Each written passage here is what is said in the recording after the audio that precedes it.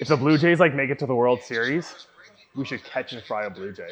Hey folks, Tim here from the Lancaster Smokehouse. Today, we are making fried chicken. If you don't like fried chicken, I don't think we can be friends. It is the best food on the planet, bar none. It's crispy, it's juicy. You can put pickles on it and honey and hot sauce.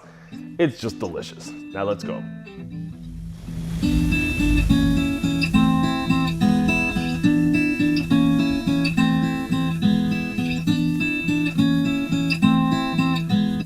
Okay, so we've got our chicken broken down and cut into 10 pieces. What we're gonna do is we are going to cure it or dry brine. You can add a bunch of ingredients to this if you want. We're gonna add 2, and only 1 is necessary, and that's salt. Salting and curing your chicken ahead of time. Usually I would do this the day before I plan on eating it. The salt is really gonna penetrate the chicken. So A, it's gonna season the chicken all the way through, but also salt causes the proteins in the chicken to retain moisture, so that when you cook them, it's gonna be fully cooked, but still really, really juicy. You don't wanna add too much, but at the same time, you can go pretty liberally. So I'm gonna do 1 bird, probably about 2 tablespoons of kosher salt. You want them to get in all the nooks and crevices. Some people might add like a bunch of herbs and spices at this point. We'll do that later, but I don't think it's necessary. You want your fried chicken to taste like chicken. Now what we're doing, this is a little bit of a secret ingredient, kind of a secret step. So right here, I have some chicken bouillon. So what this is, it's like dehydrated,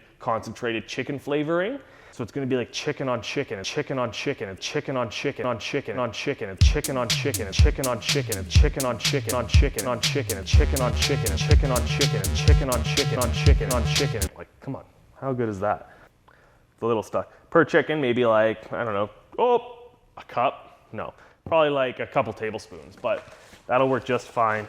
It tastes like a bag of roasted chicken Lay's potato chips. Donnie, can you attest? Ooh, yeah.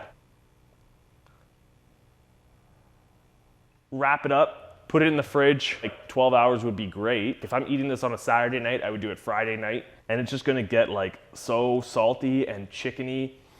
All right, that's the end of that segment.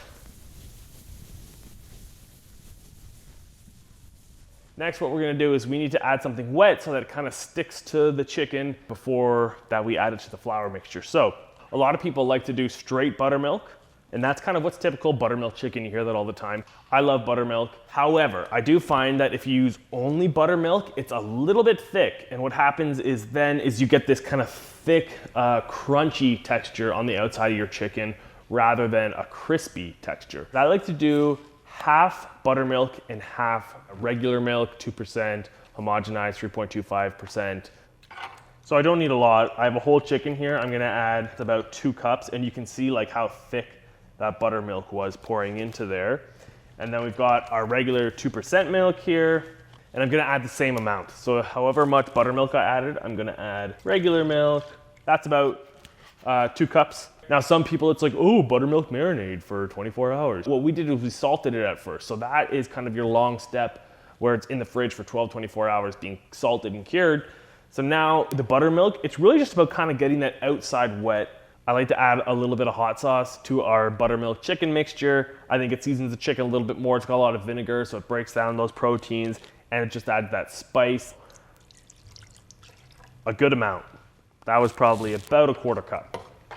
And it's gonna give your buttermilk a really nice pinkish hue. Set that aside. We're going to make our dry dredge mixture. So first ingredient, the most important ingredient, I've got about 3 cups of all-purpose flour. Next ingredient, you can use cornstarch at home. I have potato starch. So cornstarch, I think most of us keep it more regularly in our cupboards. And if you want to do cornstarch, by all means, please use it. Potato starch, it's a little easier to work with. It just gets a little bit more dry. It's gonna stick to that chicken really, really well. I'm going to add 1 cup, doesn't have to be too precise, of potato starch. That's the base of our fried chicken flour, of our dry dredge. So now what we need to do is we need to season it. It's like the Colonel says, there's 11 secret herbs and spices. You can throw whatever in here, and chances are it's gonna be good. Clean out your spice cupboard and throw it into here. It's probably gonna be tasty. I'm gonna go more with our basic Lancaster Smokehouse recipe. This is onion powder, Good little sprinkle. Next, black pepper. So this is finely ground black pepper, a teaspoon. And then I have dried ginger, secret ingredient, but it's a really familiar flavor, especially in KFC. It's really tasty. So I'm gonna add about a teaspoon of that. Then we have cayenne. So you can omit the cayenne if you don't want any heat. I want a little bit of spice, but not too much. I'm probably gonna do about a half a teaspoon. Then we have Old Bay seasoning, about a teaspoon of that again. Next up, granulated garlic, smoked paprika or regular paprika, probably about a teaspoon of that. White pepper, I think I'm gonna go a little heavier with this than the black pepper. And I'm just gonna add a little pinch of salt because I've already got that Old Bay in there, which has a lot of salt. Garlic powder has a lot of salt. And now I'm gonna grab my whisk and just mix that up really well. And now we've got a really well seasoned flour dredge mixture that we will be dunking our chicken into.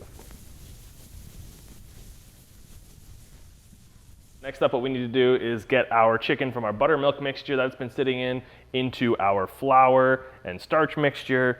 And if you get a little bit of the buttermilk in there, that's fine. It's just gonna help with those little crusty pieces that we're looking for. So next is really simple. We're just mixing up the chicken. The key here is just to make sure that every little nook and cranny is absolutely covered in flour. If you leave parts of it like this, for example, where it's just not covered in flour, what's gonna happen, it's just gonna burn. It's not gonna cook as evenly. So just mix that up, make sure you get every little bit. I like to kind of take the wings and spread them apart and make sure I press some of that flour mixture in there. I'm just gonna leave it in the flour for not long at all, just kind of while I continue to mix and make sure I get it on every little piece.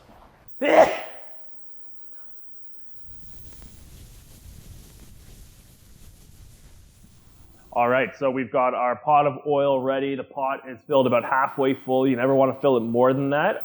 So this oil is just over 300 degrees, which is perfect when we add all that chicken. It's gonna drop the temperature a bit and then it'll come back up. And we wanna aim to fry this chicken around 300 degrees, a little bit of a lower temperature than you'd normally be doing to fry something. We're worried about getting that chicken cooked all the way through before it overcooks on the outside. I know that I have 10 pieces of chicken here. I'm gonna start with 5. And then I'm gonna kind of feel my way through it, see if I can add the other 5 pieces or see if I need to cook in 2 different batches. So I always like to grab my bigger pieces first.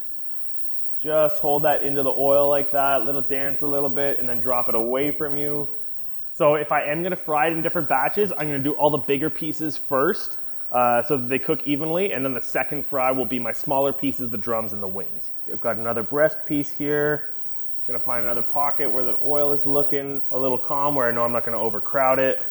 Where's my drums? Oh, there's one. So we're gonna cook it all in one batch because my pot's big enough. The oil's not coming down too much. If it were coming down like 250 degrees, I'd probably hold off, but it's keeping a good like 280 to 300 right now.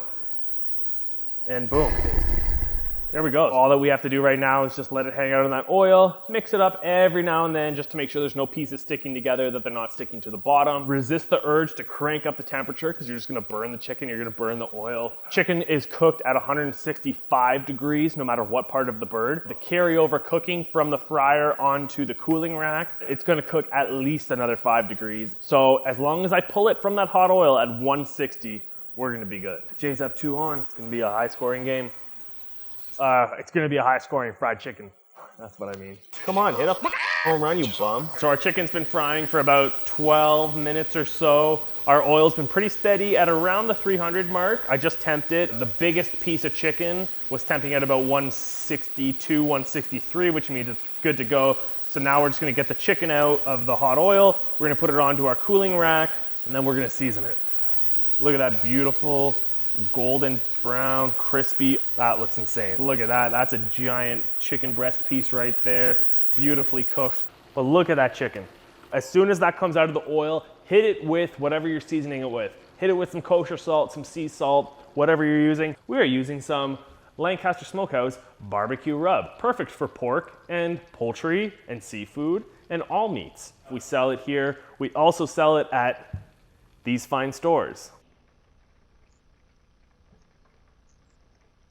So we're gonna season the whole thing, go 1 piece at a time, and then when you've seasoned that, flip them all over, and then season the other side. I'm just gonna plate it up. A couple of the bigger pieces on the bottom, like so. Pile it up. some of the wings and the drum. I'm gonna drizzle a little bit of honey on top so you get that sweet bite with the salty chicken. Then I've got some of my homemade pickles right here. And just place a few of those around. And then last but not least, we've got some of our house fermented hot sauce, similar to a Tabasco style, but not as spicy. I'm just gonna drizzle a little bit of that. I'm just gonna drizzle a little bit of that over the chicken, just like that.